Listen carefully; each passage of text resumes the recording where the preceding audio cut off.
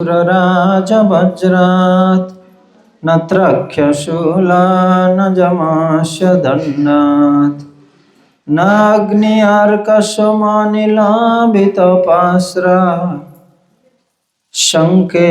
भृशं ब्रह्मकुलावमानात्। तो राजा रहुगुण जड़ भरत को कहउचंती, हे महाशय, मु देवराज इंद्रंकर वज्र भୟରେ भीत नुहे। शूलपाणींकर शूल को मोर भय हुए नहीं।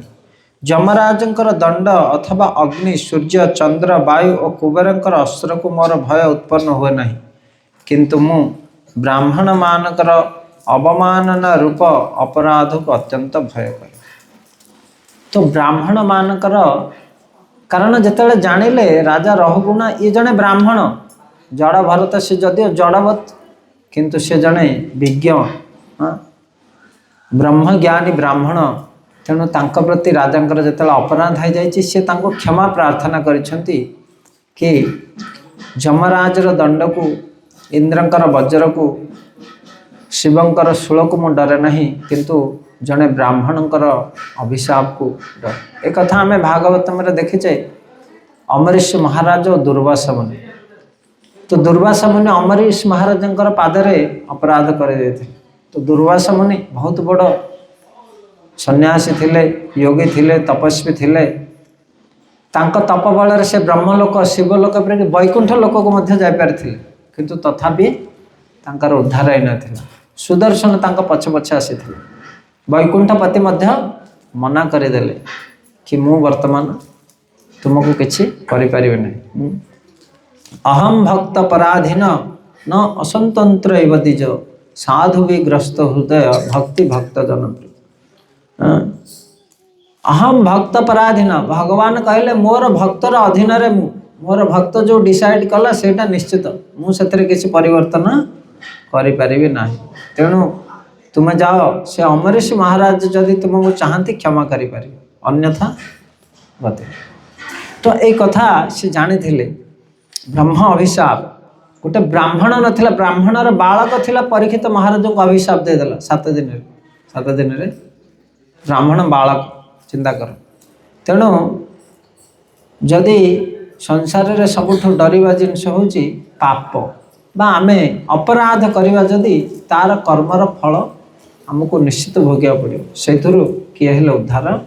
करि परिबे नाही। तो यही कथा ये जड़ भरत आपाख्यान आम चर्चा करवा। तो दिनकर घटना, हे राजन, सिंधु और सबीर देशर राजा रहुगुण कपिल आश्रम को गमन करुथिले। ताहांकर प्रधान शिविका बाहक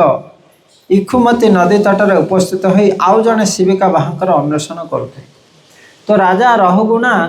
थरे राज्यर किछि समस्यार समाधान पाई निकटस्थ बनरे रहउथिले कपिल मुनि। कपिल मुनि को आश्रम को जीवाई बाहरिले। कपिल मुनि कोठु किछि जिज्ञासा करिवे।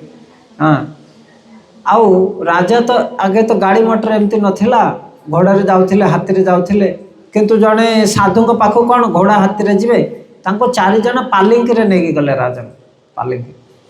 किंतु जाओ जाओ रास्ता रे कौन जनकर किछि असुविधा हो गला, हेले आउ 3 जन रहले। आउ गोटे कौन पालिंकी बाहक दरकार। तो सही समय खोजु खोजु जड़े शिविका बाहक सेतेबेले से युवक स्थूलकाय और दृढ़ांग गो गर्धव भली भार बहन समर्थ यही विवेचना कर बलपूर्वक नियोजित। तो देखिले जड़ा भारत गोटे गछ मूल से बसी, एकदम बलिष्ठ शरीर, कला युवक। तो तांको देखी कौन कले, राजार माने 3 जन तांको बलपूर्वक आनिकी लगेले, कहले तमे एठी काम रे लाग, जमी आम बलद को आनिकी जोतुचे बलपूर्वक।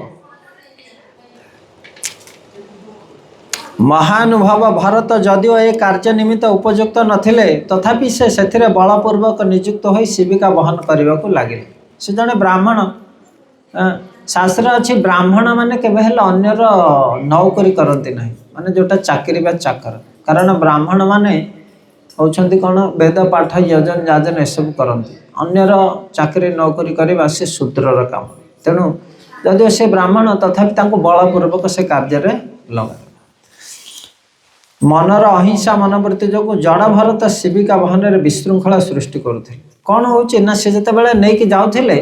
देखिले कौटी पिंपुड़ी जाऊँच रास्त तो सी देखी देखी पाद पकाती हेल्ले आउ तीन जन आखि बंद करके चलती सीधा ये जो रही जाती तो कौन हो जाए इम्बालांस हो जाए माने से पिंपुड़ी उपर गोड़ पड़ा फल अन्य बाहक मन सहित भारसाम्य रक्षा करें शिविका दोहलुला तेणु राजा रहुगुण बाहक मान को सावधान कराई कहले तुम्हें माने पालिंकी विशृंखलित भाव में बहन करुच कहीं ठीक भाव में बहन कर तो राजा उपरे जो थिले कहले अरे ठीक भाव में चल चार जन एक ताल हाँ एपट सेपट करुच पालिंकी कौन हलुची हाँ तो राजा ये कथा शुणी आउ तीन जन जो शिविका बाहन थे हाँ से माने निवेदन राजा को निवेदन कर कहले हे राजन आम्भे मानकर निज निज कार्य अवहेला करूना आपणकर आज्ञा अनुवर्ती हुई आम्भे माने सेविका बहन करुच किंतु संप्रति जो व्यक्ति नियुक्त होइछि से द्रुत बेगर चली पारुने आमे ठीक चलुच तीन जन अभ्यास किंतु ये जो नुआ जो लगैछे ताको सी ताल देकी चली पारुने से एपट सेपट होथर लिखाई कि स्वधर्म निधनम श्रेय परधर्म भयाव जार जो कार्य जीविका सेटा ठीक भाव में करें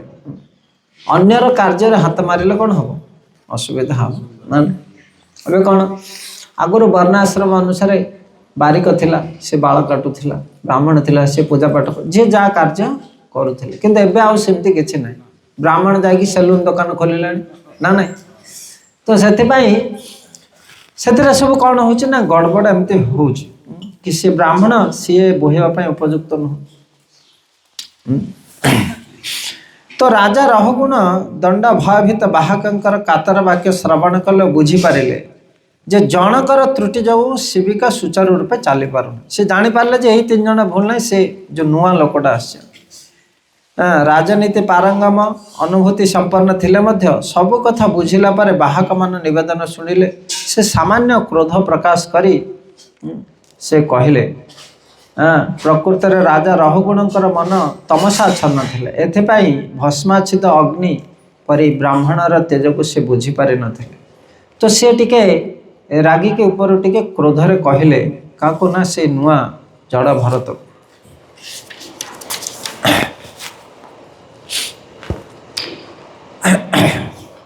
तो ये राजा जितेबाला तांको कहले कि राजा रहुगुण जड़ भरत कहले यह कि प्रकार असुविधा सृष्टि करुच्ची भाई अरे भाई तुम्हें निश्चय अत्यंत क्लांत हो जाइछ से थरे कहले किंतु सी कौन चलिले किसी आउ सुनले से बही चलिले आउ थे जो गड़बड़ा से आहरी रागिकी कहले से व्यक्ति को नुआ व्यक्ति राजा रहुगुण जड़ भरत कहले यह कि प्रकार असुविधा सृष्टि करुच्ची तुम्हें निश्चय अत्यंत क्लांत हो जाइछ एकाकी अनेक पथ बहन कलणी वृद्धत हेतु अतिशय क्लांत हो पड़िलणी तुमर शरीर स्थूल नुहे माने वास्तव में सी अल्प बाट है धरी किंतु कहले तुम बहुत समय है बोहिलणी हाँ आउ तुम बुढ़ा हो गलानी किंतु सी बहुत बलिष्ठ आउ तुम क्लांत हो गलानी तुम शरीर में शक्ति नहीं व्यंग करके कहले हाँ राजा रहुगुण यहीपरि भाव में परिहास सहित तिरस्कार कले सुधा स्थूल और लिंग देहर आत्मबुद्धि रहित भरत मौन रही पूर्ववत शिविका बहन करने को लगे जदिव एभली व्यंग करी हाँ किसी खाइन हाँ बहुत थकी गलानी बुढ़ा लोक तुम बोहीपार किंतु सी सब शुणिकी किसी कहले कारण ये लिखाई रहुगुण स्थूल और लिंग देहर आत्मबुद्धि रहित माने आमे समस्ते निजर शरीर को आत्मा बोली भावुचे से आमको कौन हो किए गाली देला किए सम्मान देला कष्ट लगुच किंतु से निजको शरीर बोली भावु नथिले आत्मा बोली भावुले से किए गाली देला कला गोरा बुढ़ा पंडित मूर्ख तांको किसी फरक पड़ू ना कारण शरीर एसबू अच्छी आत्मार एसबू संज्ञा नहीं तेणुक सी एभली तो स्थूल लिंग देहर आत्ममूर्ति स्थूल शीर्ण देह नथिला एही पंचभूतात्मक तीन सूक्ष्मात्मक शरीर सहित तांकर किछि संबंध नथिला जे निजको शरीर बोली भाविबो वास्तव में ताकू दुख सुख मान अपमान एसबू आसो किंतु राजा रहुगुणकर ये कथार जड़ा भारत किसी दुखित हो नथिले कारण सी भाभी मु शरीर नुहे आत्मा। तो प्रभुपाद कर जड़े शिष्य थिले ब्लैक लोटस तांकर से जड़े महाराज से आफ्रिकार पूरा एकदम कला हेले से अमेरिका रे रहिले मंदिर रे अमेरिकार सब गोरा हेले तांकू खाली कालिया कालिया डाकती हेले सी आउ समस्त गोरा सी गोटे खाली कला हेले सी तांकू भल लगिलानी से प्रभुपाद कहले प्रभुपाद से माने मते सब कला बेले डाकुछन। प्रभुपाद कहले देख से माने सब शारीरिक चेतना रे अछन से माने मूर्ख तुमको डाकुछन किंतु तमे जदि मध्य कला बेली निजको भावुच तमे मध्य से चेतना रे अछ जे गाली दउछि से मूर्ख हाँ सी भावुचे ये लोकटा शरीर किंतु तमे जदि ता कथा शुणिकी मध्य क्रोधित होच तमे भी मूर्ख कारण तमे मध्य भावुच तमे कला हाँ तो सेतिबाई से सेठु बुझी पारले कि शरीर नुहे आत्मा। तो एभली भाव रे यह पर शिविका पुनः आंदोलित होइथिबार देखि राजा रहुगुण अत्यंत क्रोधित होई कहबाक लगले आउ थरे हला तीन थर रह गेला राजा एकदम रागी गले हाँ आमे दृष्ट तू कौन ए करुच अरे दृष्ट तू ए कौन करुच तू जी थिबा सत्य मृत ना कौन तू तो बंचुच प्राण अच्छी एमती मल्ला भली कौन मु तोर प्रभु तू मते अनादर करी मोर आज्ञा लंघन करुच कारण राजा राज्यर जेते प्रजा तांकर से हेले प्रभु मु तोर प्रभु तू जानी मध्य मोर आज्ञा को उल्लंघन करुच यही आज्ञा अवज्ञा निमित्त मु दंड पाणी जमराज जेपरी पापी मान को दंड विधान करी सही परी तोर शास्ति विधान करी। तो राजा तांको तांकर पदवीर डर देखैले कि मु बड़ लोक राजा तते दंड देवी। राजा रहुगुण रजगुण तमगुण आच्छन्न होई देह अभिमान हेतु निजर राजा बोली भाविले पागलंक परि से जड़ भरत को अनादि विभिन्न प्रकार भर्षण तिरस्कार कले। जड़ भरत भगवान कर परम भक्त थिले तांको शरीर भगवान का आश्रय स्थल थिला निजको बड़ ज्ञानी मन करुथिबा राजा जने भगवत भक्तंकर भक्ति और स्थिति विषय जानी नथिले। तो राजा तांकर सेई राजा पद जोगु से अहंकार हो गले सेते से जने ब्राह्मण को मध्य भली कारण वर्णाश्रम धर्म अनुसार ब्राह्मण क्षत्रिय वैश्य शूद्र ब्राह्मण हेले सबठार उच्च क्षत्रिय माने तांको केबे हेले अवमानना करि परिबे नाही कारण से माने हेले उच्च जाति वैश्य शूद्र किंतु से जदियो जानी कि ब्राह्मण तांको निज काम रे लगेले सेटा भूल कले आउ थरे तांको गाली दउछन अपमान करछन। जड़ भारत शरीर भगवान कर आवास स्थल थिला से सर्वदा तांको हृदय रे धारण करथिले तेणु से केवल ब्राह्मण नथिले से जने महान भक्त थिले सेथिपाई जड़ भारत कौन भगवान को हृदय रे धारण करथिले सकल देह नारायण कीट पतंग तर तृण ओडे भागवत रे जेमति कहै छै कि वास्तव में भगवान समस्त हृदय रे परमात्मा रूप रे रहै छै जदि आम कार्य द्वारा का कष्ट हुए ताले से भगवान असंतुष्ट हुए। तो एक देह अभिमानी पुरुष और देह अभिमान बेश रहित पुरुष मध्य कौन पार्थक्य अच्छी यह इस श्लोक रे कहा जाय। देह अभिमानी राजा रहुगुण निजकू नर देव बोली भावी जड़ भरत अकथ्य मासरे बहुत तिरस्कार कले। देह अभिमानी माने से भावुचे मु राजा बड़ लोक मु पोजिशन मु समस्त मालिक देह अभिमान किंतु आउ जने देह अभिमान रे मुक्त जड़ भरत से कहले से का कहूँ से तार बुझ कहू था मु मोर कार्य करी बेले बेले एक वैष्णव एक अभक्तंकर ऊपर बाह्यतः क्रोध प्रकाश करते किंतु ए क्रोध अभक्तंकर मंगल विधान करे। तो एठी क्रोध करवा भूल नुह किंतु जड़े अहंकार वश क्रोध करवा नारद मुनि नलकूबर मणिग्रीव उपर क्रोध करते किंतु से क्रोध करते कहीं अरे ब्राह्मण पिला गुड़ाक ब्राह्मण भाई आचरण करूना से क्रोध करते तो से क्रोध प्रकाश करवा भक्त केतले जड़े साधु क्रोध प्रकाश करवा किसी भूल नुहे किंतु से क्रोधटा जहाँ ऊपर प्रकाश हुए तार मंगल उद्देश्य हुए। तापर जितेबाला राजा तृतीय थर एभली कथा कहले कि तमें मृत आ तुम्हें पागल मु तुमको दंड देवी तापर जड़ भरत सेठू मुह खोलिले सी केबे किछि काहाको कहंतेनी किंतु राजा को कहले जड़ भरतंकर एठी कथा बहुत महत्व। ब्राह्मण श्रेष्ठ जड़ भरत कहले हे राजा हे वीर आपण जहाँ परिहास करी कहले ताहा सत्य कि आपण जहाँ परिहास करी कहले ताहा सत्य आक्षेप्य वाक्य मात्र नुहे कारण यही देह ही भार बहन करुच्ची मु एक आत्मा से कहले ये जो तमर भार नौ देह नौ मु नौनी मु हूँ आत्मा ए देह ठारू भिन्न कारण मु देह ठारू भिन्न मु पालिंकी बाहक नुहे यही देह ही बाहक आपण जहाँ सूचना देले मु पालिंकी बोहिया आदम परिश्रम करे नहीं कारण मु देह ठारू भिन्न आपण कहले जे मु दृढ़ शक्तिशाली नुहे जो माने देह आत्मा मध्य प्रभेद जानती नहीं से मानक पई यह प्रयोज्य कि जो माने निज को देह बोली भावती से मानक पई आपण जहाँ कहले किंतु मु देह नुहे किंतु आत्मा मन करुथिया मु स्थूल नुहे कि कुश नुहे मु मोटा नुहे कि पतला नुहे मु कला नुहे कि गोरा नुहे किंतु ताहा मो सहित नहै मोर देह सहित संबंधित होइथिबारु मु एहा एक मो पाई एक समस्या नुहे तेणु आपण जहाँ कहते सेटा मो पाई समस्या नुहे।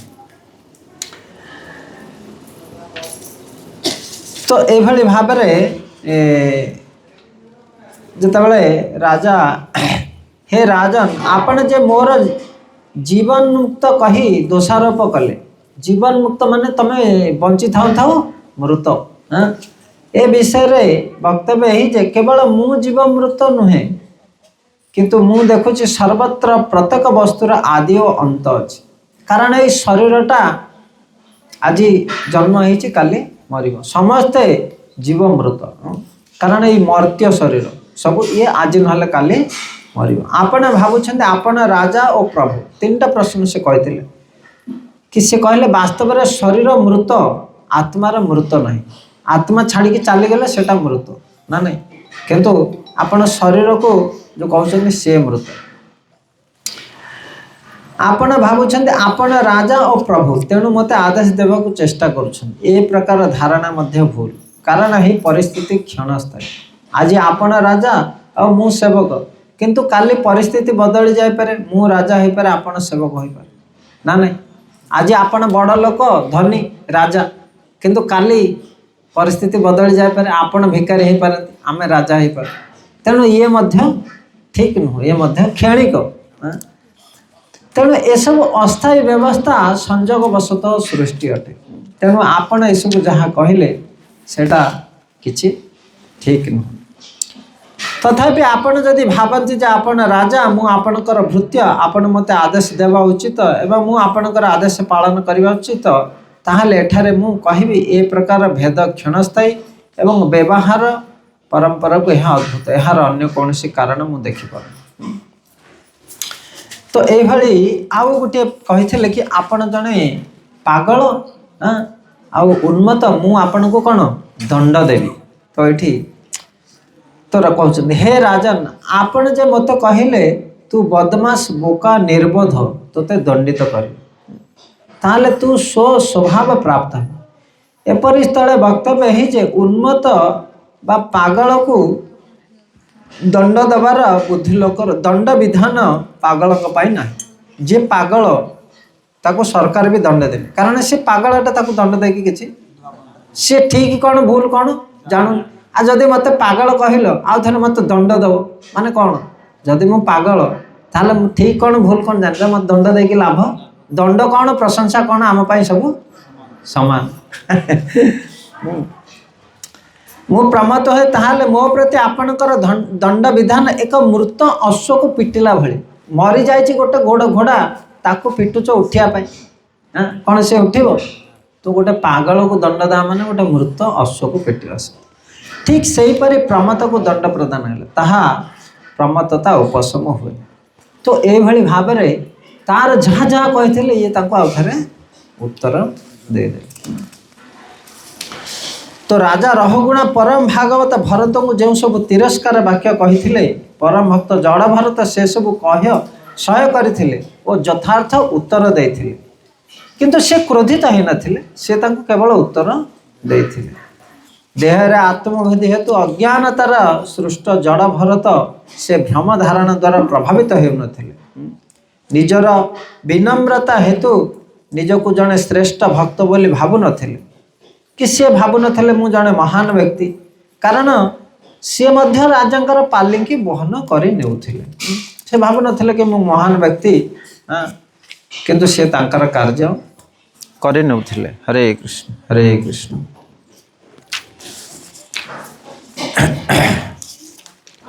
सुखदेव गोस्वामी कहते हे पांडव महाराज परीक्षित महाराज रहुगुण मध्य तत्व वितार विश्वस्त रखिथिले से श्रद्धा उत्पन्न होइथिबा हेतु द्विजवर भरतंकर बहु जोगशास्त्र सम्मत हृदय ग्रंथि छेदक वाक्य श्रवण करी ताहांकर राज अभिमान दूरीभूत है। सॉरी तो सी जितेबाला ये कथा सब शुणिले तांकर जो अहंकार थिला राजा बोले सेटा से चलीगला।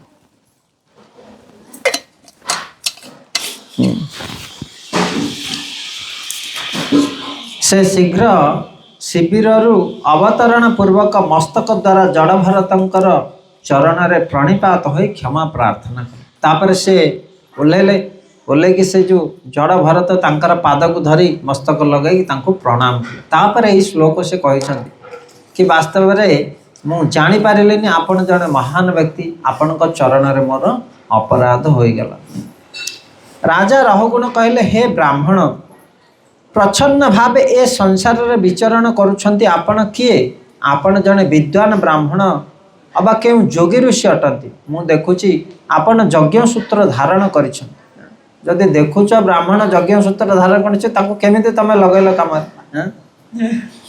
आपण कौन दत्तात्रेयंकर परि जणे मुक्त सन्यासी बा उच्च स्तरीय महान विद्वान पंडित एठाकू केउ उद्देश्य आगमन करिछंती जदि आम्भ मानकर मंगल निमित्त आपणकर आगमन होता है ताहले आपण किए दया करी कहन।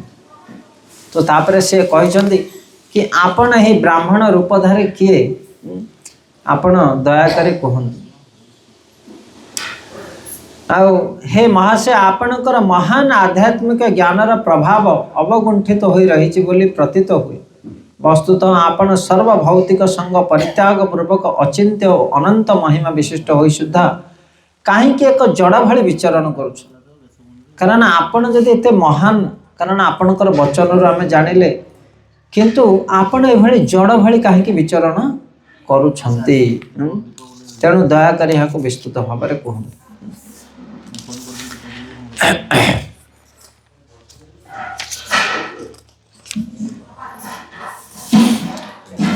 हे प्रभु आपण कहले मो तापरे ये कहउछंती जड़ भरत मु बधिर भाव विचरण करुच्ची मु एक गृह आसक्त पार्थिव कर्म प्रति आसक्त व्यक्ति मु आध्यात्मिक ज्ञान शून्य अंधटी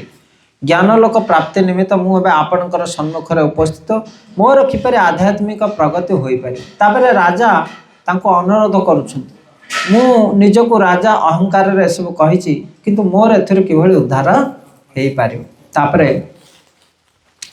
आउ से किछि पचारुछंती राजा जड़ भरत को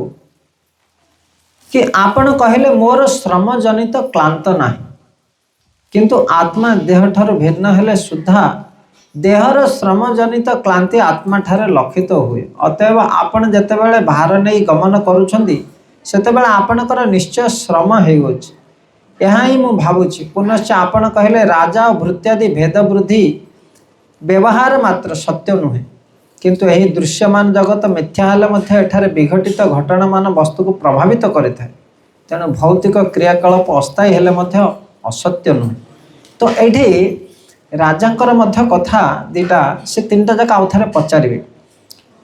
कि आत्मा शरीर रे थिले मध्य शरीर जिते क्लांत हो जाए आत्मा सेटा अनुभव करे। आउ द्वितीय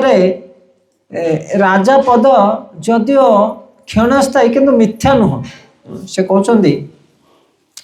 एठारे विघटित घटना मान वस्तु को प्रभावित करें तेणु भौतिक क्रियाकलाप अस्थायी हेले मध्य असत्य नुह। हाँ अस्थायी किछि दिन पाई मु राजा किंतु एटा मिथ्या नुह। तो से कथा से कहते तो यह हूँ मायावाद दर्शन वास्तव वैष्णव दर्शन भर एक आलोचना। तो मायावाद आ वैष्णव भितर ये पार्थक्य आसपर जड़ भर तार उत्तर देवे। आउ गोटे कथा राजा कहले आपण कहले स्थूल कुशादी उपाधिक धर्म आत्मार नहीं ताहा मिथ्या। किंतु उदाहरण राजा दौरान अग्निर तापरे माटी हांडी और तन्मध्य दुग्ध उत्तप्त हुए। दुग्ध उत्तप्त हेले तन्मध्यस्थ तांडूल आदि बहिर्भाग उत्तप्त हुए। बहिर्भागर उत्तापर अंतर्भित तंडुल कणार पाक हो जाए। अग्नि संबंध द्वारा जपरी तांडुल आदि पाक हुए ठीक से परी देहादि इंद्रिय संबंध जो श्रमादि क्लेश आत्मा अनुभव करे। आमे हांडी रे पानी रखुचे ता देहरे चाउल पकाउचे गरम करुचे हांडी की गरम हेले चाउल रोषे जाउचे हेले कौन तार संपर्क रे थिबारु से भात हो गला। तो से भली आत्मा ये शरीर रे थिबारु शरीर संबंध रे ताकु मध्य सेटा हुए। एटा उदाहरण राजा दौछन्ति। ठीक से परी देहादि इंद्रिय संबंध जो श्रमादि क्लेश आत्मा अनुभव करे। एभली परिस्थिति रे आत्मा संपूर्ण विच्छिन्न हो रही न पारे वस्तुतः ताहा औपाधिक धर्म। आपण कहले राजा प्रजा प्रभु भृत्या नित्य नुहे किंतु अनित्य हेले सुद्धा जेतेबेले कौनसी व्यक्ति राजा होती सेतेबेले से उपाथ उत्पथगामी प्रजा मानकर शासन पालन करिथाନ୍ତି। कारण जेहेतु राजा प्रजा मानकर पालन करबा तांकर धर्म काकू दंड देवे काकू कहिबे ना नहीं। पुनश्च आपण कहले स्तब्ध व्यक्ति को शिक्षा देवा पिष्ट वस्तु पेषण भली विफल माने मर जाइथिया घोड़ा को मारिबा। स्तब्ध वस्तु माने जड़े पागल को दंड देवा गोटे पाउडर को पेशिवा सी अलरेडी पेशा जाए आउ थे पेशिवा सहित विफल। किंतु जदि ईश्वर आदिष्ट कौलिक वृत्ति रे जने नियुक्त रहे पाप फल निश्चय नाशु। माने से कहूँ से घणारे बुलिवा काम करू बलद घणा काम न हो किंतु तार बुलिवाटा अभ्यास हो। तो से जो पेशिवा वृत्ति से पाउडर हो जाए था किंतु छोट पिला जो तार तार पेशिवार सी शिखब अभ्यास हम से से कहले निजर कर्तव्य कर्म पालन करवा पाप फल निश्चय नाश हुए। तेणु जदि जड़े निजर वृत्ति रे बाध्य हो नियुक्त हो रहे तेरे से समस्त पाप कर्मर फल एड़ाई जाए। तो ये राजा तांको आउ थे कौन आर जिज्ञासा पचारे तीनटा से कही कि तमें जीवित हेले मृत तमें मोटा पतला बा कला गोरा आउ तमें पागल तापरे एभली भाव शरीर नुह आत्मा किंतु तापर आउ थे प्रभुपाद ये किसी कहते वास्तव दृष्टिकोण महाराज रहुगुण ए जुक्ति ठीक अटे किंतु यह देह धारणार बा देह संबंध जो होता है। एपरी कहुपे जे उदाहरण मोटर गाड़ी रे बसी व्यक्ति निश्चित भाव में मोटर गाड़ी ठार भिन्न जड़े गोटे गाड़ी रे जाउछ कार रे जाउछ किंतु व्यक्ति अलग कार अलग। कार से रखीदेला प्रोग्राम को चलीगला किंतु गोटे पत्थर पड़ी कार काचटा भांगी हेल्ला अनाउंसमेंट होगा कि नंबर गाड़ी काचटा भांगी जाए सांगे सांगे ताकू झटका लगे कि नहीं 5000 टंका पकाया पड़े अधरे गाड़ी हेल्ले देखु से कार भांगिला काचटा ताकू किसी कष्ट है माने ता देहरे किसी बाजिची कि किंतु ताकू कष्ट होउछ काहे कष्ट होउछ प्रभुपाद लिखुछन। प्रकृत पक्षे मोटर गाड़ी जहाँ क्षति है से मालिकर किसी करिवार नाही किंतु मालिकर गाड़ी प्रति आसक्ति थिबा हेतु से गाड़ीर उन्नति और क्षतिर आनंद और जंत्रणा अनुभव करे। जेहेतु तार से गाड़ी से भांगीगले तो कष्ट है ना नहीं जदिओ ताको किसी माड है। तो से भाई जदि गाड़ी आसक्ति तुटी जाए मनकर से गाड़ीटा बिकिदेला तापर गाड़ीटा जलीगला कि पड़गला कौन ताको किसी कष्ट हो ये तो बिकी पैसा पकेट पकड़ आउ कौन है लगे कहीं गाड़ी आसक्तिटा चले। हाँ तो गाड़ी आसक्ति तुटी जाए ताहले बद्धावस्था को एड़ाई दि जाए ताहले गाड़ी भांगी गले मालिक आउ सुख दुख अनुभव कर। ठीक तद्रूप भाव जीवात्मार शरीर इंद्रिय सहित किछि करिवार नाही किंतु अज्ञानता हेतु से निजको शरीर बोली भावे और से शारीरिक दुख सुख अनुभव करे। तो ये प्रभुपाद लिखुं जड़ भारत कह कहीं जड़े कष्ट पाची भावुची जदिव से शरीर नुह कि शरीर सतरे थिबा तार आसक्ति जोगु से आत्मा सेटा अनुभव करुच्ची। गाड़ीटा तुम बिक्री करदेव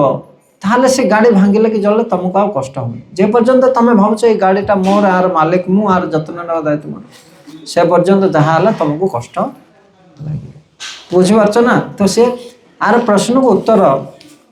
दौरान राजा प्रजा प्रभु भृत्यादि भाव नित्य नुहे किंतु अनित्य हेले सुधा। तो यही प्रश्न भी कही तार उत्तर महाराज रहुगुण ए जुक्ति दर्शन कले निश्चित भाव ताहा बड़ फलप्रद अटे।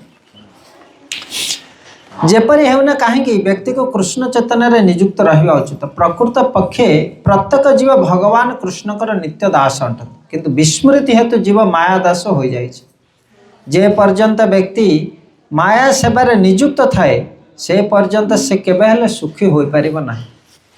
तो एठी कहउछन जो दासत्वटा होची नित्य किंतु जीव भगवान कर दास बदल रे माया दास हो जाउ सेति से दुख पाउछ। हाँ ताले लोक माने समस्त भौतिक दोष पापमुक्त होई पारिबे। यह श्रीमद भागवत गीता रे बीतराग भय क्रोध। तो ये गोटे उदाहरण देउछंदी जड़ भरत कि जेपरी राजांकर कर्तव्य होछि जे प्रजा मानक एपरि शासन करिवे जेपरि से माने समस्त कृष्ण चेतनाशील होई पारि। तमे राजा तमर कर्तव्य प्रजा मानक शासन करिवो किंतु तमर उद्देश्य हवा दरकार एमान से माने भगवान कर भक्त हेबे ताहले सेटा ठीक अन्यथा ता प्रत्येक पक्षर शुभंकर अटे। दुर्भाग्यवशत राजा बा देशर शासक लोक मान को भगवान कर सेवारे न लगे इंद्रिय प्रीतिमूलक कर्म नियुक्त करुछ। तो सेटा होछि भूल। राजा रहुगुण जड़ भरत को शिविका बहन कार्य नियुक्त करने को चेष्टा कले से कहते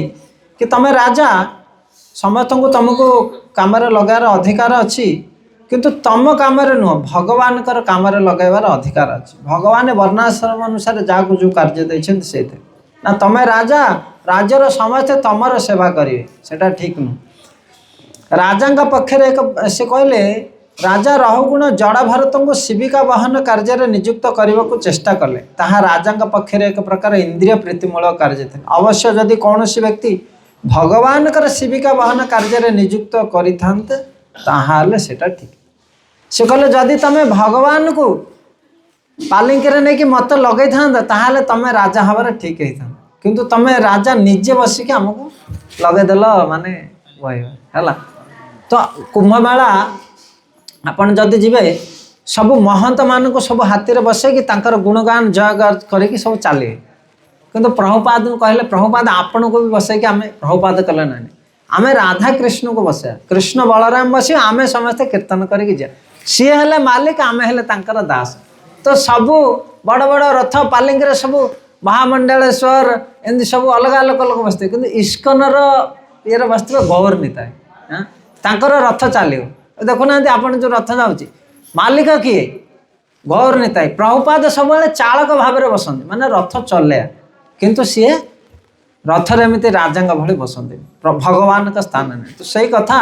ये रहुगुणा कहले तो राजा तमें बड़ किंतु भगवान का स्थान तमें नवाटा भूल है। तो यही कथा जदि कौन सी व्यक्ति भगवान कर शिविका बहन कार्य नियुक्त होती ताहले ताहा निश्चित भाव बाहां पक्षर मंगलप्रद हे। माने जदि भगवान कर शिविका बा पालिंकी रे मत लगे था मोर भी मंगल होता तमर मंगल होता किंतु एबे तमें निजे तमें हेलो गोटे क्षत्रिय तमठू उच्च अधिकारी ब्राह्मण को तमर कार्य लगैल हेले कौन है ना तमर भी अमंगल है मोर भी अमंगल है बुझिपार ताहा हेले ताहा निश्चित भाव बाहां पक्षरे। अच्छा आजिकाली ये निज शरीर सभ्यतार जदि प्रेसिडेंट बा शासक लोक कौन सी प्रकार भगवान का सेवारे किंबा कृष्ण चेतना जागृत कराइबा कर्म नियुक्त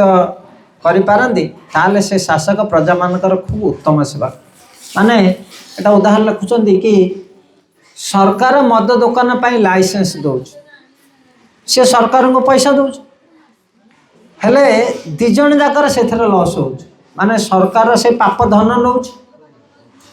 तार आउ सी जो पाप कार्य करुच दुईटा जाक लॉस हो तो ये सरकार किसी लाभ नहीं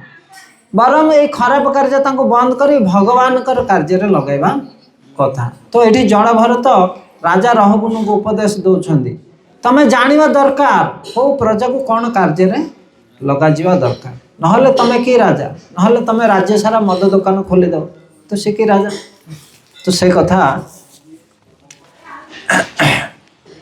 हाँ तो आउ गोटे आपण जहाँ कहले से सब मो निकट परस्पर विपरीत आत्मक बोध हे आर्तबंधु मु नरदेव अभिमान रे मत होई आपणकर भली परम भागवत को तिरस्कार करिछि मु अत्यंत अपराधी हेले सुद्धा आपण मो प्रति स्नेह दृष्टिपात करंतु आपण कृपा दृष्टि कले मु साधु मानकर अवमानना जगो कृत पापर मुक्त है तो राजा तांको प्रार्थना करछन्ती कि आपण दयाकरी मते ज्ञान उपदेश दियंतु कृपा करंतु जहाँ द्वारा कि वास्तव में मु जो अहंकार भावुची राज्य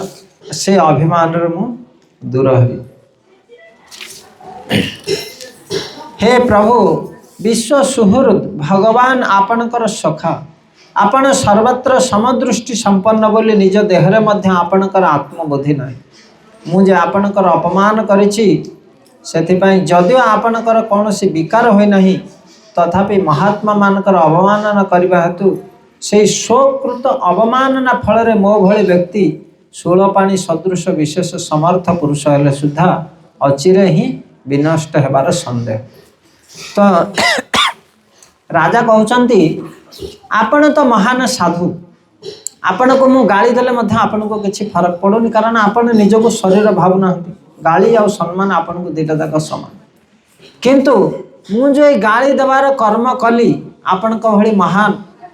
भक्तों प्रति से कर्मर फल स्वरूप मोर पतन हम है तो से जड़े महान भक्तों को अवमानना कले सी सेटा को तो ग्रहण करती नहीं कि ये अवमानना कला कि यार विनष्ट हो किंतु भगवान ताको क्षमा करते ये जड़े मोर भक्त को कहीं अवमान कला से तार सबू पुण्य को नष्ट करदे एवं सी पतन हो जाए तो महाराज रहगुण खूब बुद्धिमान एवं वैष्णव अपराधर कुफल संबंध में सचेतन थिले सेथिपाई से जड़ भरतों ठारू क्षमा पाइबापी खूब आग्रह हो उठुले महाराज रहगुण पदांक अनुसरण करी प्रत्येक व्यक्ति वैष्णव अपराध प्रति सावधान होगा उचित तो ये जड़ भरत को से गुरु रूप से स्वीकार करते एवं तांकर उपदेश अनुसार सी राज्य शासन करते राजा रहगुण प्रति जड़ भरतर उपदेश एभली भाव ये अध्यायटी संपूर्ण होती आम कथा अंत करवा आगु गोटे गोटे अध्याय अच्छी जड़ भरत राजा रहगुण को उपदेश देते कि राजार कार्य कौन किभली राज कार्य करने दरकार आत्मा कौन मन कौन शरीर कौन भौतिक मन जीवार आत्मा को अवगुंठित कर विभिन्न जीवजन टाणी ये जो मन सी कौन करुच्ची जीव को गोटे शरीर आउ गोटे शरीर एमती टाणी किंतु जड़े जिते बड़े मन बुद्धि अहंकार भिन्न हो सी आउ अलग शरीर प्राप्त करवानी भगवत धाम को जो तो मुक्तिर उपाय जड़ भरत जिते बड़े जीवर मन भौतिक जगतर इंद्रिय भोगर निमज्जित हुए सेतेबेले ताहा बद्ध जीवनर कारण एवं संसार क्लेश भोग करे मन जिते बड़े भौतिक उपभोग प्रति अनासक्त हुए सेतेबेले ताहा मुक्तिर कारण जदि मन भौतिक संसार उपभोग करने प्रति आसक्ति हम सेटा बंधनर कारण जदि सी उपभोगर वृत्तिर मुक्त सी मुक्तिर कारण एक कथा ଜଡ଼ ଭରତଙ୍କର ଉପଦେଶ ରାଜା ରହୁଗୁଣଙ୍କ ପ୍ରତି ବହୁତ ମହତ୍ୱପୂର୍ଣ୍ଣ। ଯିଏ ବି ଏ ଉପଦେଶକୁ ଜୀବନରେ ପାଳନ କରିବ ବାସ୍ତବରେ ସେ ଦେହ ଅଭିନବାନରୁ ମୁକ୍ତ ହୋଇ ଭଗବାନଙ୍କୁ ପ୍ରାପ୍ତ କରିବ। ହରେ କୃଷ୍ଣ କୃଷ୍ଣ କୃଷ୍ଣ ହରେ ହରେ ହରେ ରାମ ରାମ ରାମ ହରେ। जड़ भरत महाराज की जय, राजा रघुगुणा की जय, शील प्रभुपाद की जय। कार किछि जिज्ञासा अछि नहला में कीर्तन